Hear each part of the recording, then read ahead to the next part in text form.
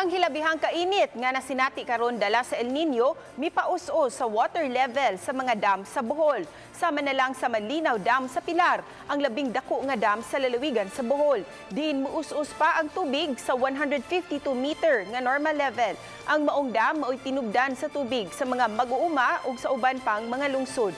Gumikan sa kainit, makita ang nangliki nga yuta nga kaniadto nasanapan sa tubig. Gani adunay ubang kasapaan nga naughan na usab.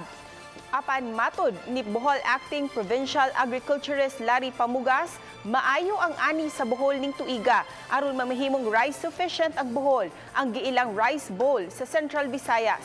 Hinuon bisan pa sa pahimangno kalabot sa El Nino, adunay ubang mag-uuma nga karon pa nagtanom og humay. Maong plano sa kadagkuan sa probinsya nga mag-cloud seeding sa Mayo aron maluwas pa ang mga tanom ug magamit ang mapundong tubig sa mosunod nga planting season.